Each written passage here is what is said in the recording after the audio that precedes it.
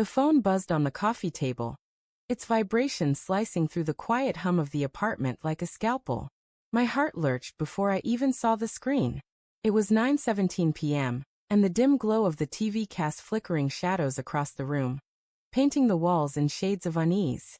I reached for the phone, my fingers brushing the cold glass, and there it was, her text. "I'll be staying at Jason's tonight, don't wait up." The words hit like a punch to the gut, stealing my breath, leaving my chest tight and hollow. I stared at the screen, the letters blurring as my pulse thundered in my ears. My reply was a single word, typed with trembling fingers, "Okay." The apartment felt smaller now, the air thick with the scent of leftover takeout, and the faint tang of her lavender perfume lingering on the couch. I sank into the cushions, the fabric rough against my palms, and tried to piece together what her message meant. Jason. Her coworker. The guy with the easy smile, and the kind of confidence that made you feel like you were always a step behind. They'd been working late on that project for weeks, meetings that stretched past midnight, her phone buzzing with his name at odd hours. I told myself it was nothing. Work was work. But now, her words sat heavy in my mind, each syllable a splinter under my skin. I scrolled through our texts, searching for clues I might have missed.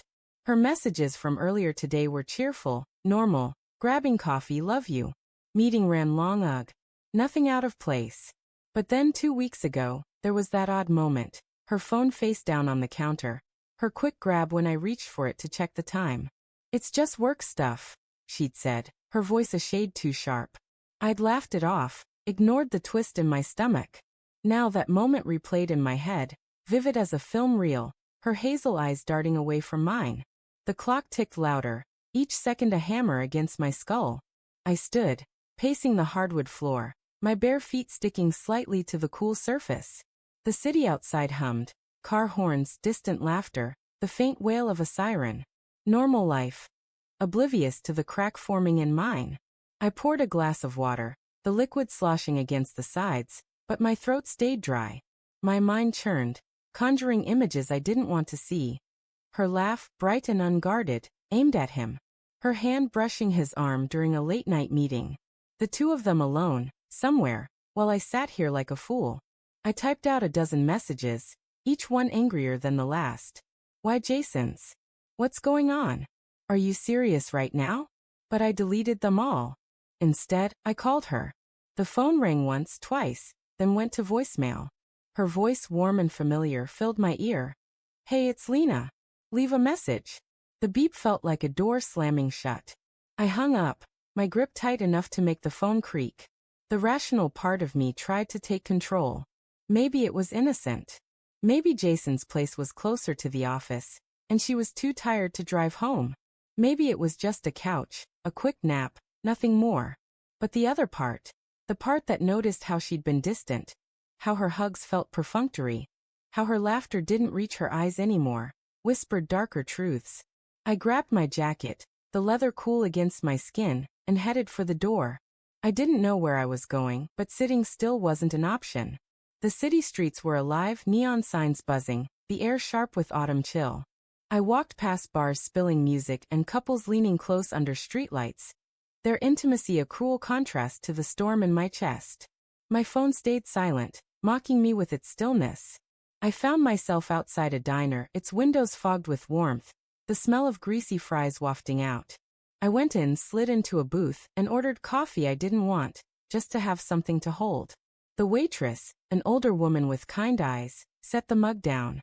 "Rough night?" she asked, her voice soft but knowing. I nodded, unable to muster words. The coffee burned my tongue, grounding me in its bitterness. I stared at the table, tracing the scratches in the formica, and let my mind spiral. Lena and I had been together for 3 years, 3 years of late-night talks, shared dreams, her head on my chest as we planned a future. Was it all a lie? Or was I overreacting, letting paranoia poison everything? My phone buzzed. Not Lena, Jason. A photo, sent to our group chat from work. Him and Lena, smiling, arms around each other, a half-empty bottle of wine on the table between them. The caption, "Late-night brainstorming session." My stomach twisted, bowel rising. The diner's fluorescent lights seemed to flicker, the hum of conversation turning to static. I zoomed in on the photo, searching her face. Her smile was wide, but her eyes, were they tired? Guilty? Or was I projecting my fear onto every pixel? I texted her again. Saw the photo. What's going on? No response. The coffee grew cold, the mug heavy in my hands. I paid and left, the bell above the door jangling like a warning. Back on the street, I walked faster, my breath visible in the night air. I needed answers, but the thought of confronting her terrified me. What if she admitted it? What if she didn't, and I was left doubting her forever? I ended up at Jason's apartment building, a sleek high-rise that screamed money. I'd been here once, months ago, for a team happy hour. The lobby was all glass and chrome, cold and unwelcoming. I stood outside, staring up at the lit windows, wondering which one was his. My phone buzzed again. Not a text, but a call. Lena. I answered, my voice unsteady. Hey, she said, her tone casual, too casual. You okay?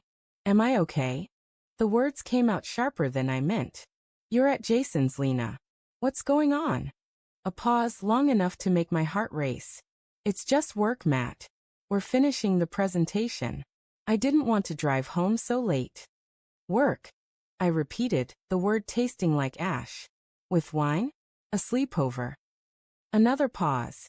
It's not like that, she said, but her voice cracked just slightly. You're being paranoid. Then why didn't you tell me earlier? Why the cryptic text? I didn't think it was a big deal. Her tone rose, defensive. God, Matt, why can't you trust me? I wanted to believe her. Every part of me ached to. But the photo, the late nights, the way she'd been pulling away. It all added up to something I couldn't ignore. I'm outside, I said quietly. Come down. Now. Silence. Then, you're what? I'm here, Lena. I need to see you. The call ended. Minutes dragged by, each one heavier than the last. Finally, the lobby doors opened, and there she was, her coat thrown over her sweater, her hair messy, eyes wide with something. Fear? Guilt? She stopped a few feet away, arms crossed. Matt, this is crazy, she said, but her voice trembled. You didn't need to come here. Then explain it, I said, stepping closer.